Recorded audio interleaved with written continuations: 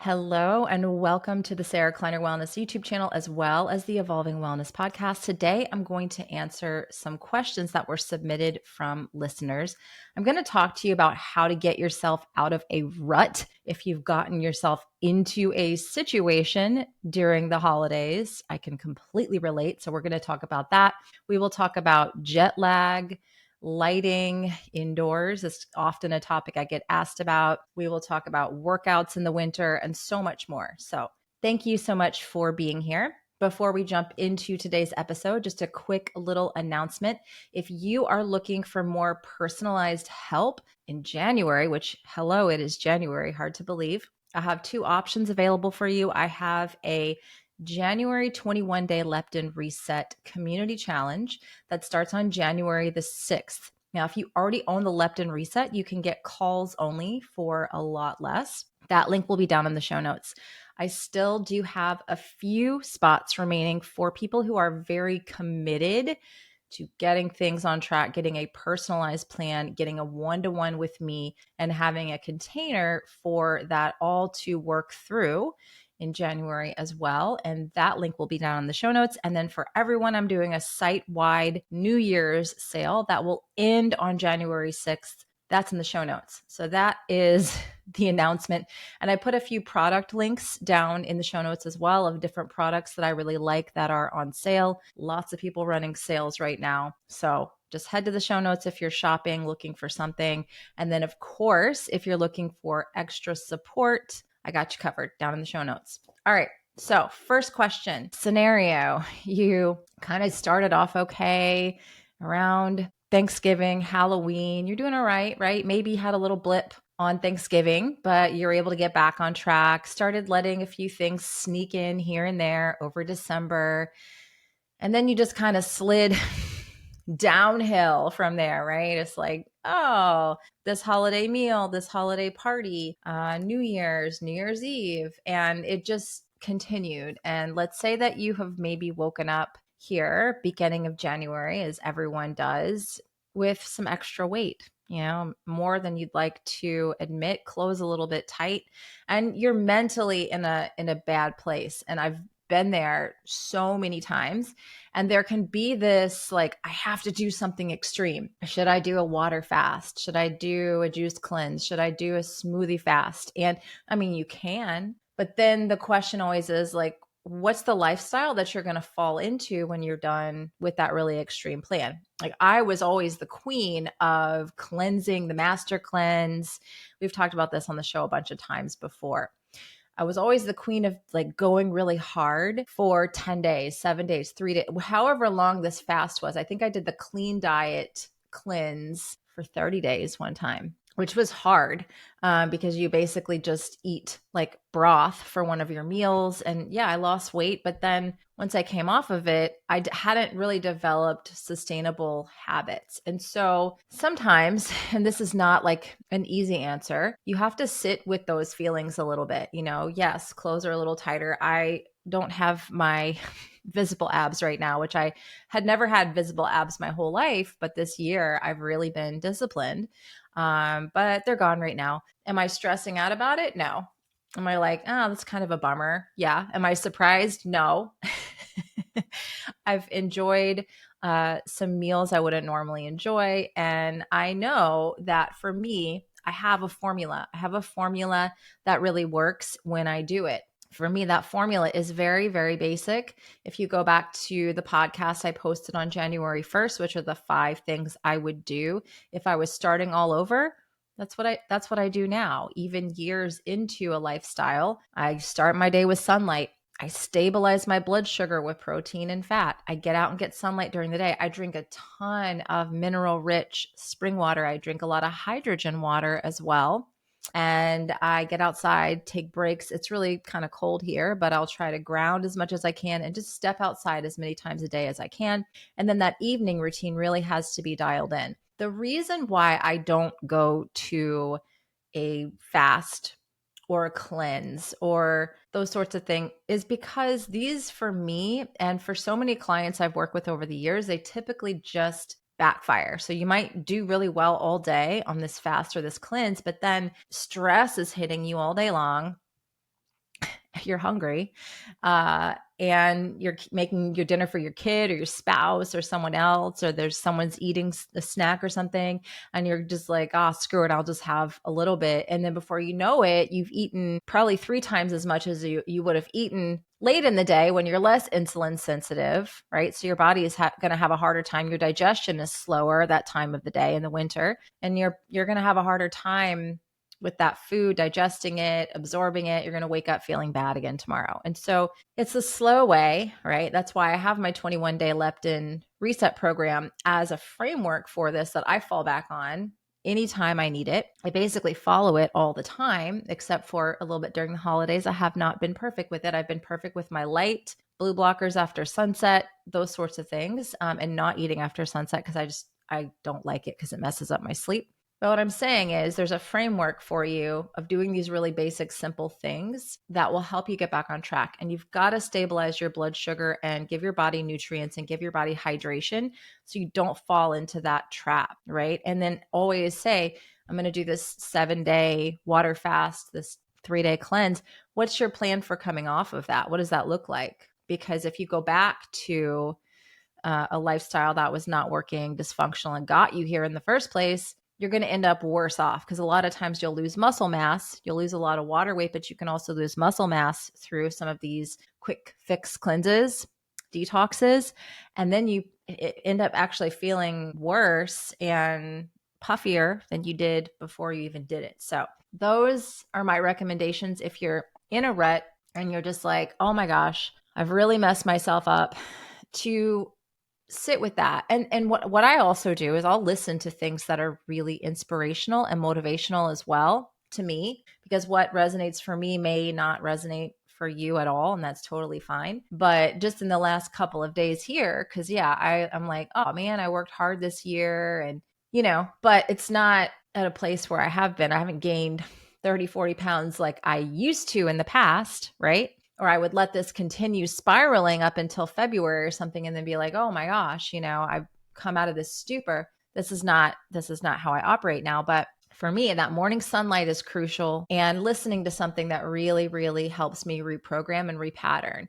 I've pulled back out Louise Hay today and yesterday because I've just needed her voice. Like, she was very instrumental for me when I was trying to get pregnant and dealing with a lot of infertility, with a lot of loss. I just listened to her on repeat. She resonated with me. You may listen to her stuff. It may not resonate with you. Nothing wrong with that. But find something that does resonate for you, because you have to change inside before the outer world can change. And this is also physically, there's in this nutrition and diet and all this stuff that goes on in January, we don't really talk about how important it is to change inside, what's happening in here, and our thoughts and our feelings about it, and how that shapes the outer. So Joe Dispenza is another great one. Wayne Dyer. I like Kathleen Cameron a lot. I'm trying to think of some other ones. I have a whole lesson on this in my 21-day leptin program because it's so important.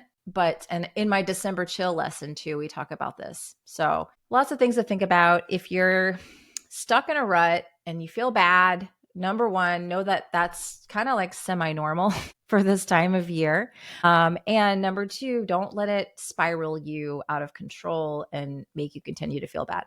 Okay. So that was the first question that was sent in, is how do I deal with these ruts? And that's my answer. Just one day at a time, and change the inner, listen to these things. And I love just drinking a lot of good, clean mineral water, talking to my body of like, oh, you're getting so nourished. You're getting all this energy. I'll just tell it things. Now I'll tell my body things. I know it sounds very crazy and very woo, but hey, you can go back and look at my YouTube videos from 2020 and 2021. I'm look like a totally different person. Yes, I have nicer camera equipment and nicer lighting. There's a clear difference between how I looked then and how I look now. That is this inner work. Also, the other things I talk about and do daily, but it started with that inner work. Okay. So I hope that lands okay and helps. Next question is, what's your advice for 9-hour jet lag? I travel cross Atlantic 4 times a year and suffer enormously. Well, my advice for jet lag, whether it's 9 hours or 12 hours, that is a really rough travel. is you've got to get to a place where you're metabolically flexible and fat adapted before you start traveling, because you're going to have to utilize some fasting to help you get back on track. So traveling, and my friend Dr. Sarah Pugh, when she comes here to the US, it's about a 6-hour time difference and it's a 10-hour flight. And so what she does, and I haven't done this since 2019, but if I had to do it again, and anytime I have been on a plane, my rule is if I'm on a plane, I'm not consuming any food. I will have water. I'll bring hydrogen tablets. I'll bring the Keton hypertonic ampules in my purse. They let you bring those through security, and I'll have those on the plane. But I haven't flown over like 3 hours. So, but if I was doing a long flight and there was a long time hour difference, I would fast. I would eat the morning that I left, in my time zone, get on that plane, fly. So when I flew to Bali, and when Sarah flies here, she eats, breakfast or whatever, something to stabilize the blood sugar, nice, steak with some fat, something very satiating and blood sugar stabilizing and nutrient dense. I consider steak, wild seafood, those sorts of things, very nutrient dense. Bring minerals on board. Hydrogen is also helpful. And then you don't eat on the flight. And then when I got to Bali, I got there in the afternoon. And so I did not break my fast. When I got there, of course, I went straight to the beach, got in the water. So some sort of grounding in the new location where you are is very important. Even if you're going to a city, you can ground on concrete, right? So you want to do something to geolocate your body. When I got to Bali, I went in the ocean, and then it was evening time. I was exhausted. I was hungry, but I was really more exhausted than anything else. Had some of my minerals, my packets. And then the next morning, with the sunrise, I got up, got in the ocean with the sunrise, and ate a good breakfast. I think I had like 5 eggs. Just wasn't able to have coffee because I was on a retreat that I didn't have coffee. And I had brought some beef jerky with me. So I just had a lot of protein and fat to start my day with. And then I got on the eating schedule of the new place. Same thing. And that's what Sarah does when she comes here to visit me, Dr. Sarah Pugh. And this is anyone who's traveling, because I get this question a lot. Ideally, if you're switching to a new time zone, you want to do some fasting. You don't want to eat on the plane.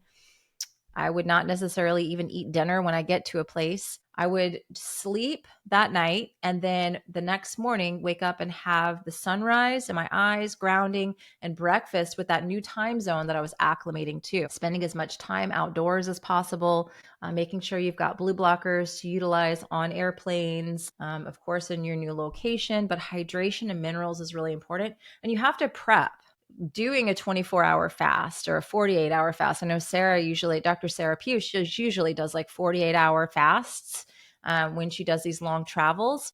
You got to build up to that. You have to become metabolically healthy enough to do that. If you just try to do a fast, kind of like what I was just talking about with the very first question with doing a cleanse or fast or one of these things, you're going to feel like crap, especially if you've been eating not so well for a month or so. You're going to feel horrible doing it. Same thing with a traveling fast. You want to build some metabolic flexibility on board. Get your body fat adapted so you can burn some ketones. So that's really important. And that is really my advice for jet lag. When you go back, same exact thing. Do what you did on the way back. For a lot of people, it's always the return flight home that really just wipes them out.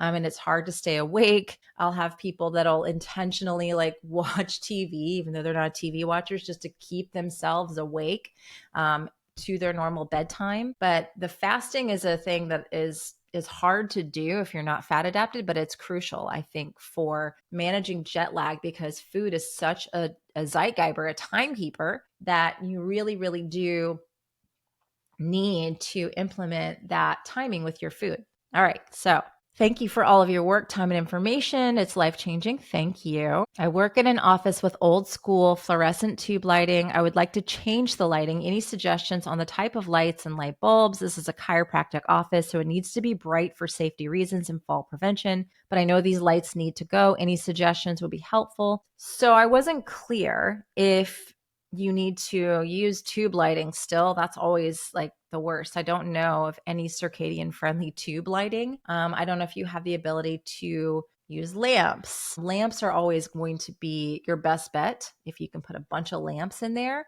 There is a company let me see. I had pulled up their website before I started this Q&A, called Waveform LED. They've got tons of different lights. They may even have some of the tube lighting. So they understand circadian lighting a little bit better. I would check out Waveform LED, no affiliation with. If you can do something like lamps, then obviously that's going to be your best bet using incandescent bulbs. That will really be beautiful. But I don't know where you are. If you're in California, you can't use incandescent. So then I would look at something like Nira, Nira. They have great bulbs. You want to buy the converter. They're now selling the converter. I thought they always had the converter on there before I started recommending them.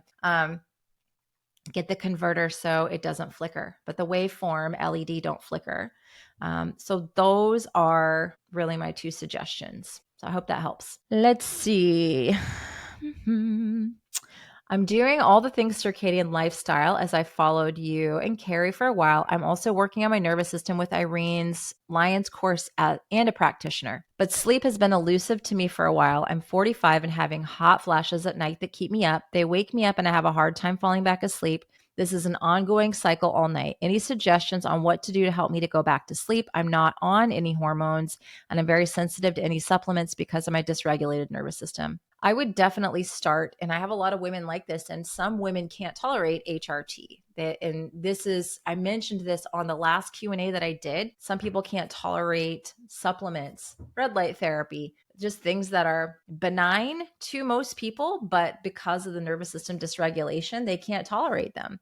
And so what I would work on is blood sugar and leptin from your nutrition side of things. So it seems like you're working with light and doing Irene stuff, which is fabulous. Love that. Food. I get a lot of people that are like, I'm doing all the things you talk about and I'm not losing weight or I'm having hot flashes. It's common in your 40s if your blood sugar is very dysregulated. What do?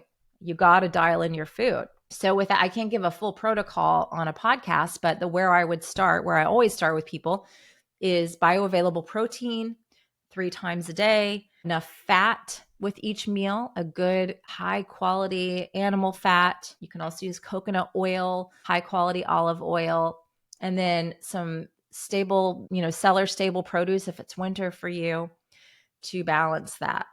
Try to get to 3 times a day. But I would be interested when someone's having hot flashes, I'm always interested for them to wear a CGM. Now, I don't love CGMs because they can cause anxiety, but they can be helpful. Now, if you don't want to wear a CGM, you can get a little blood sugar meter.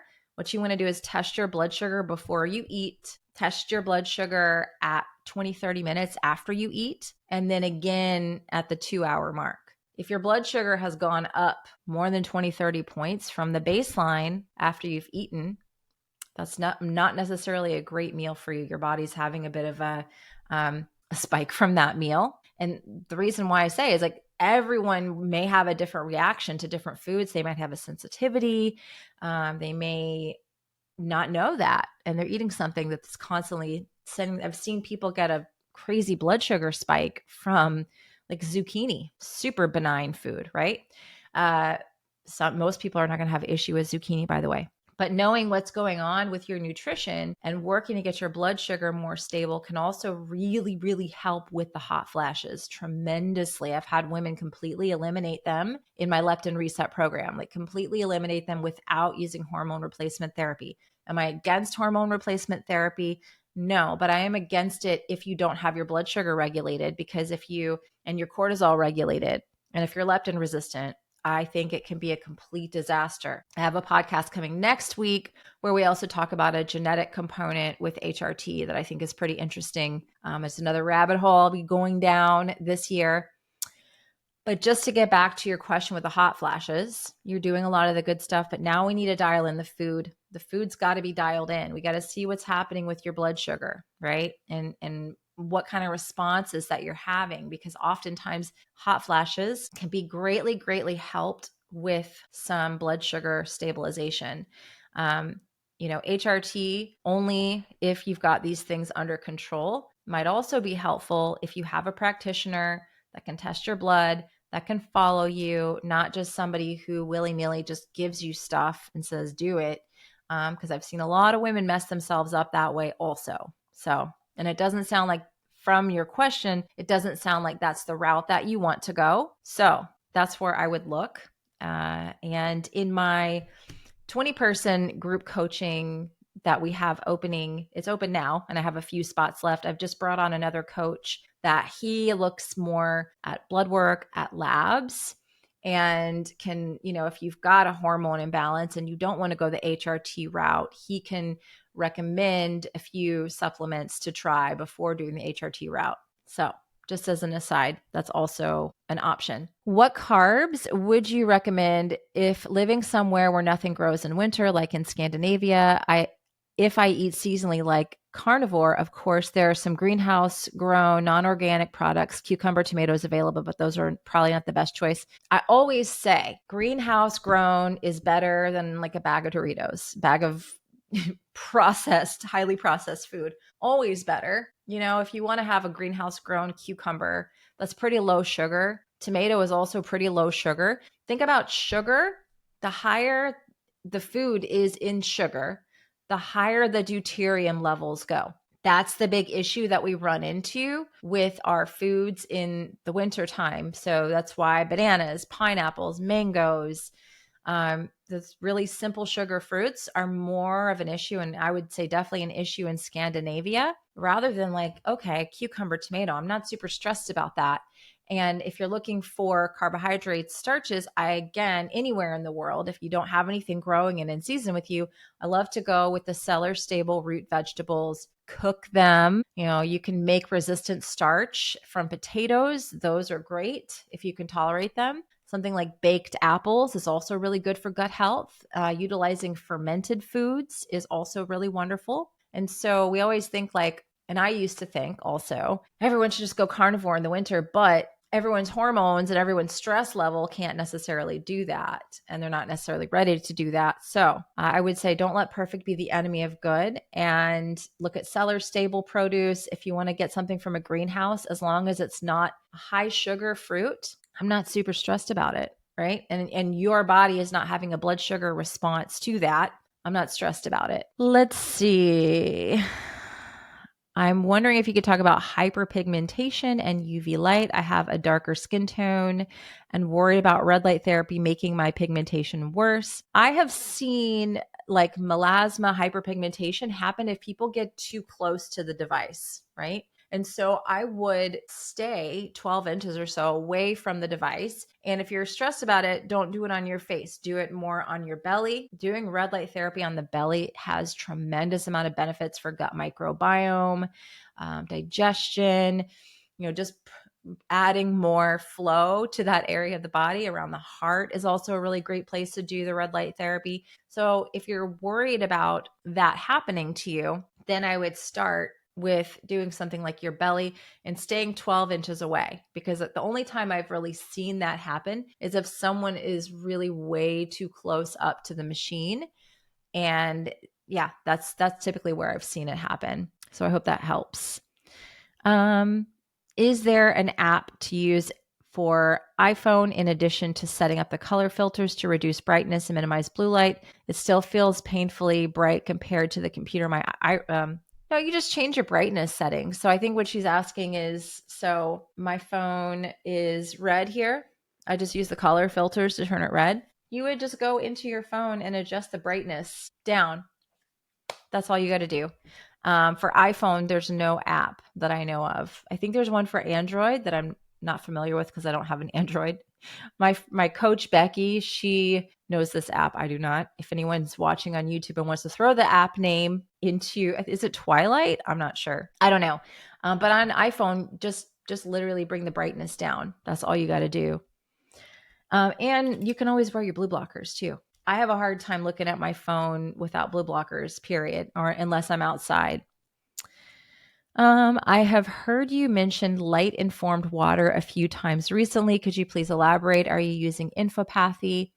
So I have been, and I have a podcast coming, I believe, mid-January, using informed water that's been informed with healing frequencies. And there'll be a podcast coming out about that. Bangs Health, Bengs Health, is where you can go to learn about that particular water that I've been using on my daughter. And they've got a bunch of testimonials. If you decide you wanted to check it out, my discount code there is Sarah with an H. But that's what we've been using. I'm still testing to see what I think of it. When we first started using it, I was like, oh my gosh, this is definitely working. But as we continue, it's like sometimes you see a big change immediately on the front end, and now it's just kind of more of a slow thing. So that's basically what I've been talking about with using informed water for healing. So, and he's got some interesting scientific data on it, and that podcast will come out the week after next. So next week, there's a podcast where we're going to talk about HRT, diet, and genetics, which I think is really interesting. And then the week after is the informed water podcast. Can you describe how to test for grounding with a standard multimeter? The one I ordered came with thin metal probes at the ends and both the ground and red wires. I'd like to test standing on the lawn barefoot, then while wearing grounding shoes to compare the results. So I have never tried this before, but here is an idea. This is what I do for a lot of stuff. YouTube. I would just type into YouTube how to test if I'm grounded using a multimeter. I would guarantee you some sort of a video will pop up. I almost would guarantee it because I don't know. I have Dr. Laura Conover's grounding meter, and I kept telling myself I was going to buy a multimeter, and I just literally forgot because you can actually tell like a little bit more accuracy, the degree to which you're grounded with a multimeter, but I literally don't know. So my advice would be to go to type that into YouTube and see what pops up. There's how-to videos on way too many things on the internet. How can I get the most benefit from my Bond Charge Mini? From your video clips, it seems that it's okay to directly touch your clothes. Is it better to use with skin exposed? So I don't, and how far and how long? So with a battery operated red light therapy panel, those are a little bit safer to just put right up onto your body. And I would not ever have clothing in between me and a red light panel, whether it's 12 inches away or right on my body, because it's battery operated. And then the time and how long, that's going to be individual based on your goals. So you're going to have a different response than I would. I can sit with a red light panel from Bond Charge, the little mini. Sometimes I'll fall asleep with that thing on my belly at night. I'll go in bed and I'll listen to some Louise Hay or whatever I'm trying to reprogram with myself with. I'll download it into my phone, and then I have my wired headphones, and I'll put the Bond Charge on my belly and lay there, fall asleep. I might do that for like an hour, and I'm fine, totally fine. But someone else might do that for 3 minutes and feel nauseous, get low blood sugar. It's just all a matter of how you respond. So I don't give general dosing. You kind of have to figure out what's good for you. Most people say start off with 3 to 5 minutes, couple minutes, see how you feel. And some people say there's never a reason to go over 20 minutes per day with red light therapy. That's generally what I tell people, but you also have to see how you feel. The more red light therapy I do, the more benefit I feel. Like if my ankle starts acting up, I have an old injury from breaking my ankle when I was 19 in a really bad accident, having major surgery. And you can see it in some of my pictures. My right ankle is bigger than my left. Every now and then, if I eat some junk, which is crazy because it hasn't been bothering me during the holidays, but okay, anyway. See, something else I've been doing might be working, but I will take that Bond Charge again when I'm laying in bed, and I will just prop my leg up and prop the panel up next to the ankle and let it lay there until I fall asleep, pretty much. And the pain's totally gone, like completely gone. I'll get up from doing that for half hour, no more pain in my ankle. But if I was only to do that for 5 minutes, the pain would still be there. So I'm the kind of person that can do a little bit more red light therapy and continue to see benefits. But you got to test it out and see for yourself how that works. And if anyone's looking for Bond Charge mini red light panel, I think it is still on sale right now with my code Sarah K. I'll put it into the show links with all the other stuff that's on sale. Okay. I live in New York City, and of course it's easier for me to do grounding in spring, summer, early fall. I do my grounding during my UVA walk. I'll walk barefoot in the grass in one of the parks. What can I do in winter to get in my grounding? So I did a whole article on grounding in the winter that I will link down in the show notes. You can ground by laying in the bathtub. You can, even if you have quote unquote plastic pipes. We just did an episode on quantum conversations with Dr. Laura Conover, all about this, because we always get the comments. My husband is a plumber. My boyfriend is a plumber. My boyfriend's an electrician. He says that's impossible. Your house has to be grounded. The pipes in your home, the water heater in your home has to be grounded. And that water that's coming through the pipes is therefore conductive.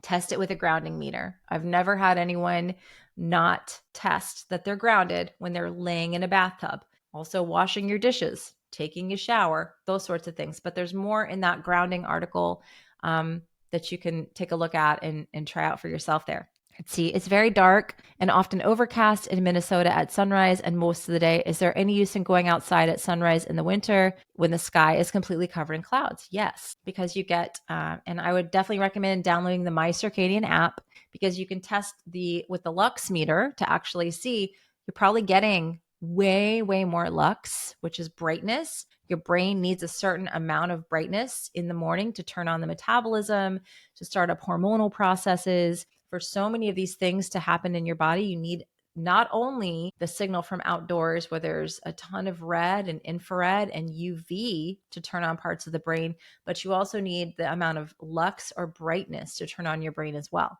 All of that is still available. That signaling is still available, even if it's just gross and rainy and cloudy. Trust me, I know, because we had about 10 days of that here in Georgia, and I was out there with my little app testing it. I'm like, oh, still enough lux, still good. Gross outside. Do I want to hang out here? Not really, but it's still enough. So yes, I would. Let's see. I basically have my whole house set up with circadian-friendly lighting. Excuse me. The only spot missing is a dimmable lamp for the bathroom. Do you have recommendations for that? The one I have will not work with the circadian-friendly bulb because the remote will not function. I'm not sure if I understand the question. I mean, I just literally have this guy. I don't know if it'll turn on. Incandescent. I have one of these in the bathroom. And yeah, super easy. Just an incandescent bulb. I live in Georgia, so I can still get those. But yeah, I think the question is maybe that you have a lamp that has a remote and it's not going to function without. I would just get a new lamp, honestly. If you're concerned with your circadian rhythm, because I'm not a light bulb expert, although I do get questions to where people think I am. I'm not really a light bulb expert. I just get a new lamp. How to work out in the gym in winter when it's dark outside at 8:30 and 5 p.m. I mean, honestly, if you can go during the middle of the day, that's going to be really helpful. If you have to choose which one, morning or evening, especially in the winter, I'm going to say morning, but not 5 a.m. and eat something first and get some natural light in your eyes first.